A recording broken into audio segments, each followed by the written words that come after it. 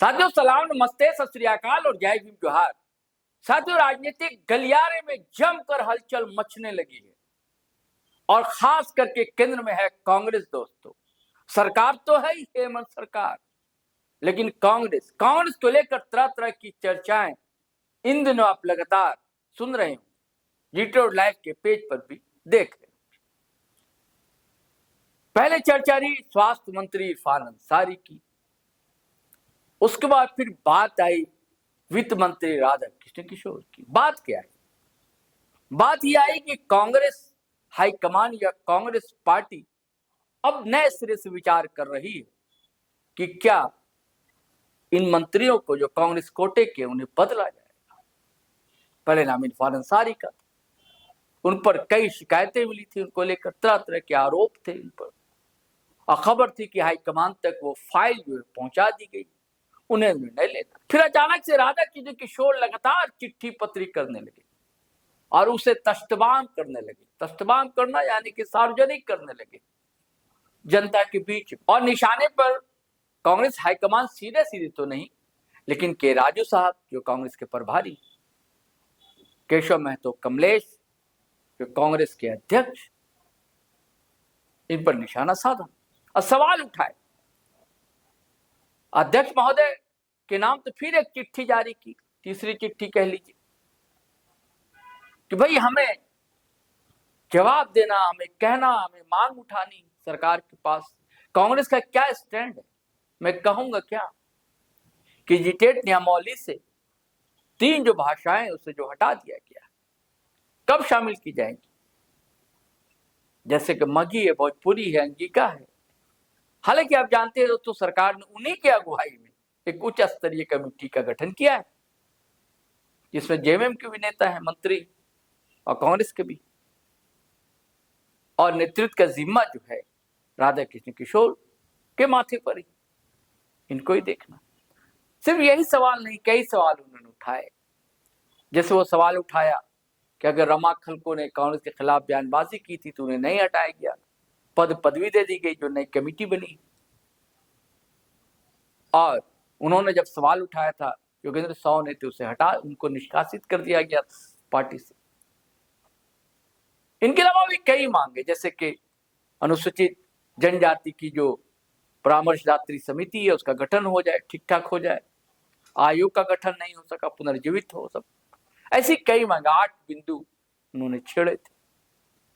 तो खबर ये आधी पंक्ति ये लिखा था कि मुझे लगता है कि कांग्रेस हित में हमने बातें रखी है, पार्टी के हित में। अगर आपको लगता है कि कांग्रेस हित में नहीं, तो आपका जो निर्णय होगा।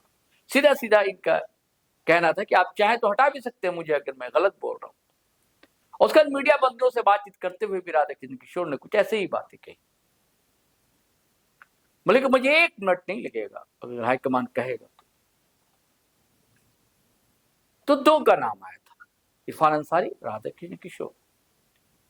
और अब संकट के बादल खबर यह है कि इरफान अंसारी पर फिर मंडराने लगे, और इसकी वजह बनी है आलमगीर आलम को सुप्रीम कोर्ट से जमानत का मिलना। साथियों आपको बता दें कि टेंडर कमीशन मामले में 2024 में ईडी ने छापे मारे थे, इनके करीबी के पास से 32 करोड़ से अधिक नगद राशि मिली थी, और उसके बाद ईडी ने पूछताछ की थी, उनकी गिरफ्तारी हो गई थी। इनके पीए थे संजीव लाल, उनकी भी गिरफ्तारी हुई थी। हाईकोर्ट पहुंचे तो लोग, सुनवाई चल रही थी, हाईकोर्ट ने जमानत देने से इनकार कर दिया, लेकिन सुप्रीम कोर्ट से उन्हें जमानत मिल गई। दोनों पक्ष के वकीलों के अपने अपने तर्क थे, दलील थी। आलमगीर साहब के जो वकील थे उनका तर्क था कि एक तो बुजुर्ग हो गए, 77 साल से अधिक उम्र हो गई, स्वास्थ्य ठीक नहीं रहता है, और दूसरा ये सबूत जो है ईडी पेश नहीं कर सकी कि वो सीधे सीधे उनकी मिलीभगत थी या वो इसमें शामिल रहे। जो विरोधी पक्ष के वकील ने, ईडी के जो वकील थे, उनका कहना था कि जो राशि जहां से मिली थी वहां एक डायरी मिली थी, और डायरी में इस बात का जिक्र था कि कमीशन की रकम जो है आलमगीर आलम साहब तक ही पहुंचती थी। तो अब जब क्या आलमगीर आलम साहब घर लौट रहे हैं, खुशी का माहौल, कांग्रेस नेताओं में भी खुशी, उनका कहना है कि सत्य की जीत हुई। तो अब सवाल उठने लगा है दोस्तों कि क्या आलमगीर आलम को मंत्री पद दोबारा से दिया जाएगा? क्या कांग्रेस ये रिस्क लेना कबूल करेगी या हेमंत सोरेन चाहेंगे, क्योंकि सीनियर मंत्री, संसदीय कार्य मंत्री भी रहे और भी कई पोर्टफोलियो थे उनके हिस्से में। और आपको पता है दोस्तों, इरफान अंसारी प्रकरण जब चल रहा था, उनको लेकर खबरें चल रही थी और ये खबरें ये चल रही थी कि हो सकता है कि उनका पद जाए। हम लोगों को भी ऐसा लग रहा था। और देखिए, राजनीति में, सियासत में कुछ भी कहां भी क्या हो जाए, और उसको बल इसलिए मिला था कि अचानक जो है केशव महतो निशात आलम से, पत्नी है फिलहाल पाकुड़ से विधायक, उनसे मिलने चले गए थे, रांची से चले गए थे पाकुड़ मिलने के लिए। तो तब बात ये चली पॉलिटिकल गलियारे में, राजनीतिक पंडित भी कहने लगे कि क्या इरफान साहब को हटाने के बाद वो जगह निशात आलम को दी जाएगी। तो अब तो इस पर भी विराम लग सकता है, क्योंकि आलमगीर आलम साहब खुद आ गए। तो क्या फिर उपचुनाव होगा? क्या निशात आलम इस्तीफा देंगी या पहले ये मंत्री बनेंगे, उसके बाद चुनावी मैदान में कूदेंगे? ऐसी कई चर्चाएं, ऐसी कई बातें तो हमें लगा दोस्तों कि आपसे शेयर करनी चाहिए, क्योंकि अनुभवी तो है आलमगीर आलम, इसमें तो दो मत नहीं। कद्दावर लीडर हैं, आज से नहीं, सन 2000 से लगातार एक आध शायद ही हारे होंगे, विधायक रहे पाकुड़ से ही, अविभाजित बिहार था तब भी थे विधायक, और उसके बाद जब यहाँ गठन हुआ तो उसके बाद स्पीकर बने थे आलमगीर आलम साहब। तो सीनियर है और अब तक साफ सुथरे माने जा रहे थे, लेकिन अचानक से भैया उनके सफेद कुर्ते पर ये दाग लगा तो 2 साल जेल के अंदर रहे। और अभी भी मामला तो चल ही रहा है, जमानत मिली है, केस चलता रहेगा। तो जमानत मिली है तो क्या रिस्क लेगी सरकार, हेमंत सरकार या कांग्रेस हाईकमान लेगा? क्योंकि उधर नाराजगी भी है। और आपको पहले ही पता है कि 4-5 विधायक बहुत पहले, कई महीने पहले नाराज थे और अपने जो कांग्रेस कोटे के मंत्री हैं उनके खिलाफ शिकायतों का पुलिंदा लेकर दिल्ली पहुंचे थे। वहां कई नेताओं से मिले थे, कांग्रेस के जो कद्दावर लीडर, और उन्हें क्या समझाइश दी गई थी, क्या समझाया गया था, फिर लौटे थे। तो हम लोग कहते हैं ना, मुंह पजाकर वो लोग भी हैं मुंह पजाए भी, हमारा मौका कब आएगा। और इधर हालांकि केशव महतो, कमलेश ने और के राजू ने कोशिश की थी कि एक बड़ा जंबो जेट कांग्रेस कमेटी बनी पदाधिकारी के नाम आए, फिर शिकायत मिलने लगी कि भाई ज्यादातर परिवारवाद है इसमें, हर नेता के परिवार के लोग हैं, कहीं पत्नी है तो कहीं बेटी है तो कहीं बेटा है तो कहीं भाई, ये शामिल। और इसी में प्रशांत किशोर को भी बनाया गया था, सचिव या सह सचिव की जिम्मेदारी दी गई थी।